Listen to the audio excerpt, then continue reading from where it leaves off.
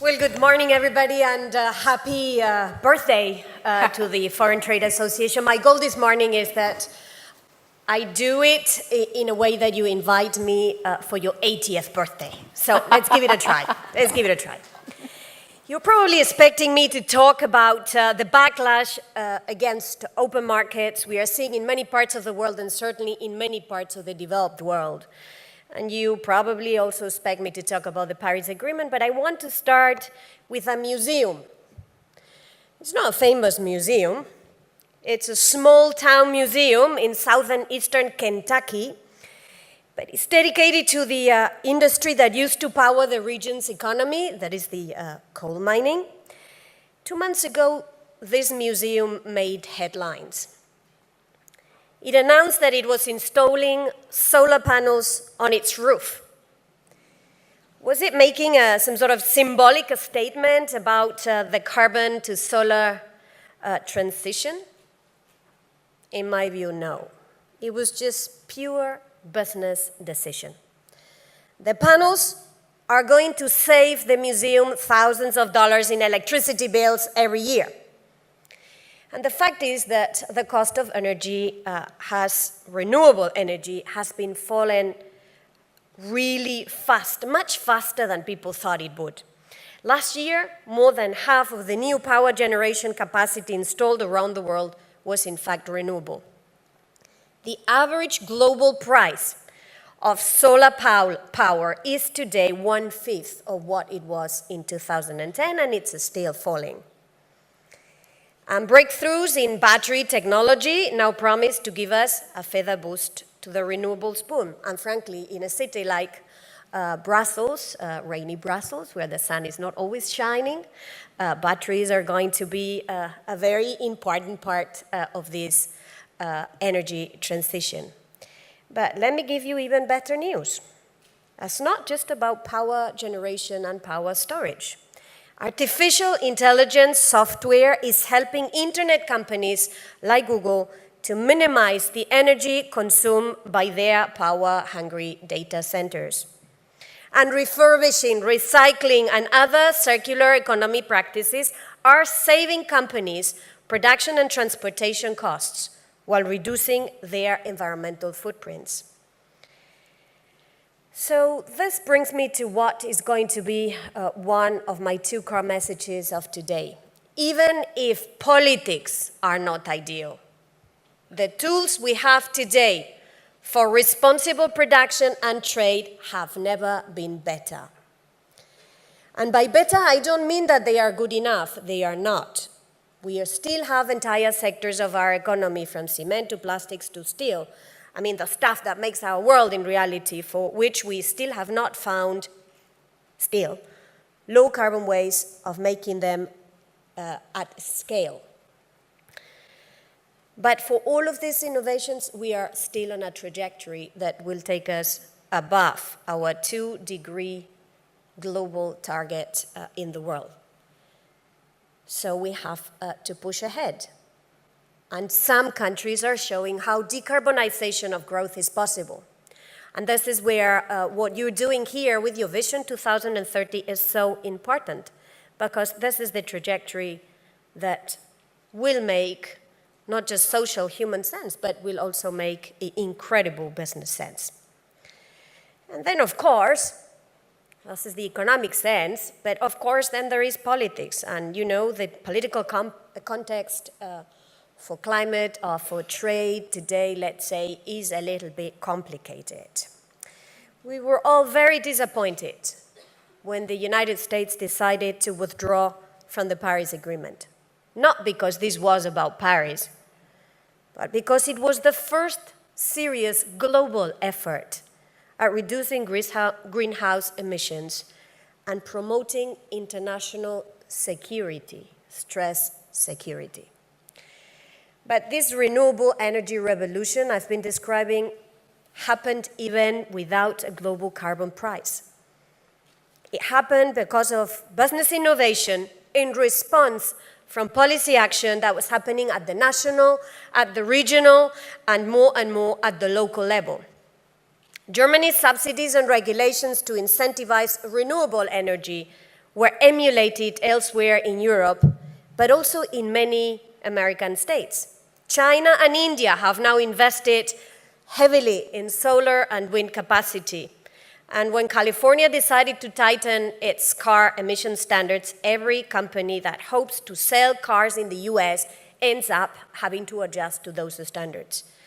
So it's pretty simple. The business opportunities will keep growing, and this is why I'm confident that politics will follow eventually. Now, of course, again, our effort needs to be focused in moving our economies on a trajectory that will get us below the 2 degrees centigrade.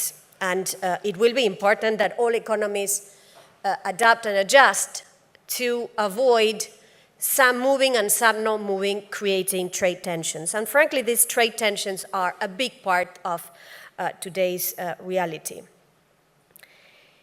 But it's probably worth taking a bit of time to understand why these trade tensions are a reality today and what to do about it.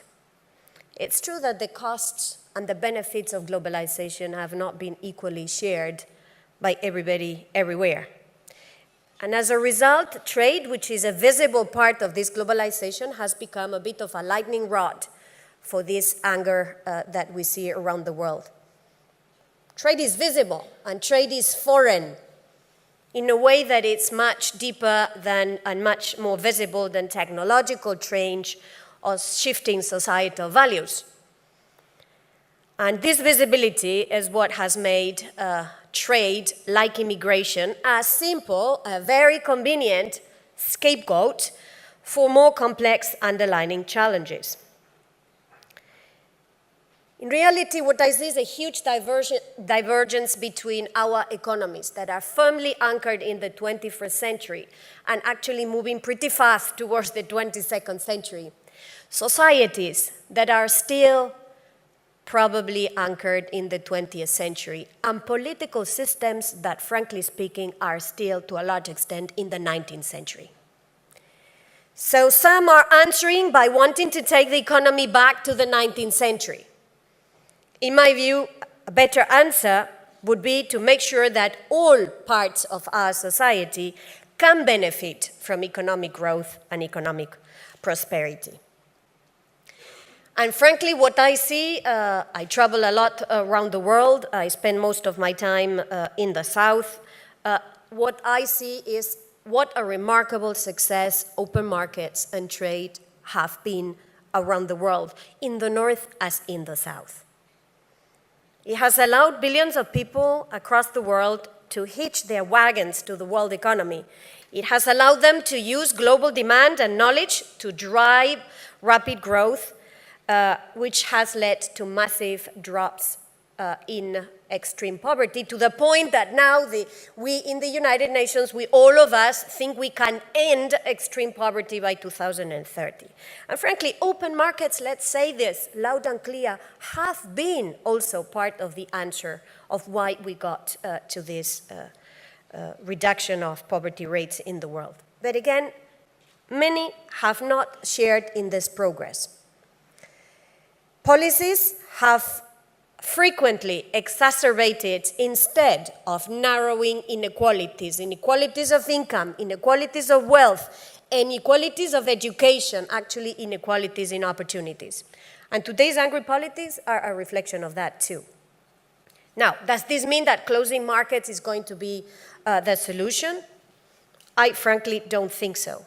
Protectionism, from what we have seen of experiments with protectionism in the past, is a recipe to reduce purchasing power, to weaken productivity growth by decreasing specialization, competition, and scale. It may be able to generate some extra few jobs and factories here and there, but overall, we are going to be much worse off. And this is why I often say that for me, trade protectionism is an intellectually lazy answer to the challenges that globalization is posing us.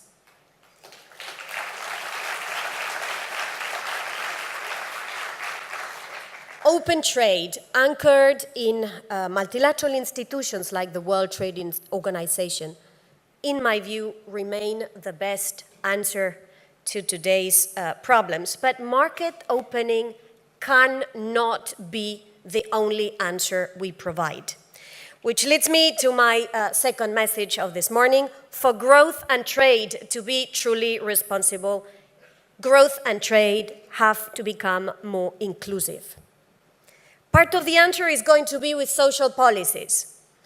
Hard, crafted domestically social policies on education, on skills training, on active labor market policies that will help us to better match the offer and the demands in the labor market, to connect our children to the jobs that don't exist today but will exist tomorrow. And just like the Industrial Revolution in the industrial economy in the 19th and the 20th century, the gig economy will need new protection for workers. And the sooner we can come up with viable models for that, to include them into the new economy, the better we will be. Two additional points.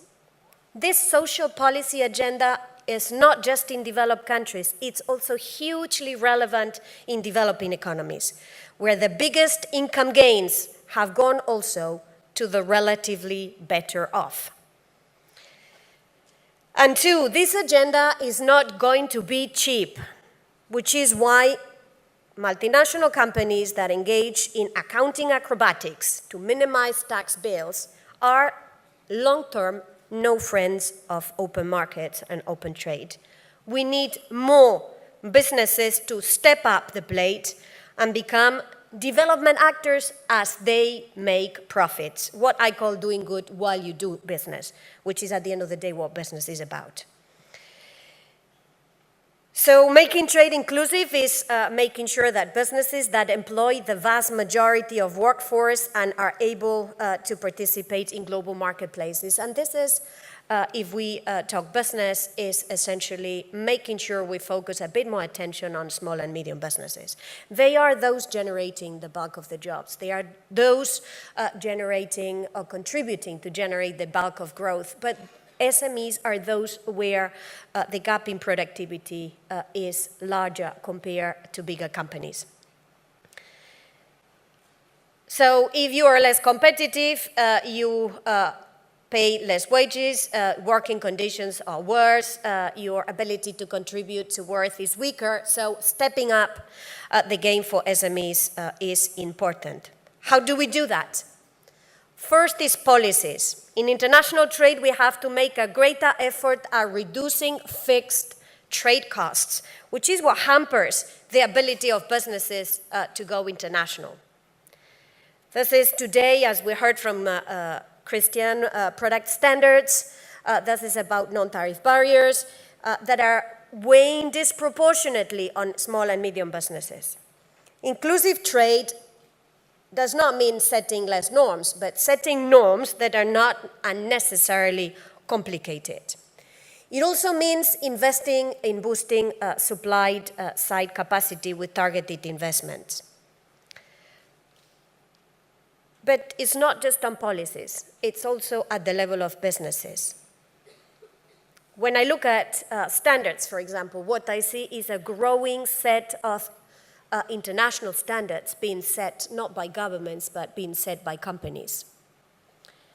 What we call voluntary sustainability standards. Here we have, I want to invite you to make a bit of an effort at avoiding unnecessary duplication, to work to help foster compliance by smaller players. We in the International Trade Center have been working a lot in this space. We have developed a set of principles, Trade for Sustainable Development principles, with which we want to encourage convergence of private standards that, again, are going to be essential to help SMEs internationalize, join in these value chains. And we think that technology can help us a lot because technology will allow us to do traceability and to push the compliance with these standards and to help the compliance with these standards to the lower levels of the value chain. So, to sum up, responsible trade has to be environmentally sustainable. Responsible trade has to be socially inclusive. It has to be rooted in multilateral cooperation, and it has to be based on shared rules and shared values. Governments and businesses have the tools to make this happen. What needs to be tested is whether they have the inclination and political energy and desire to make it happen. If they succeed, today's political earthquakes may be remembered as bumps in the road, but if they don't succeed, what they are putting at risk, frankly speaking, is the future of our children. So let's hope that they make the right decisions. Thank you very much for the invitation again, and happy birthday.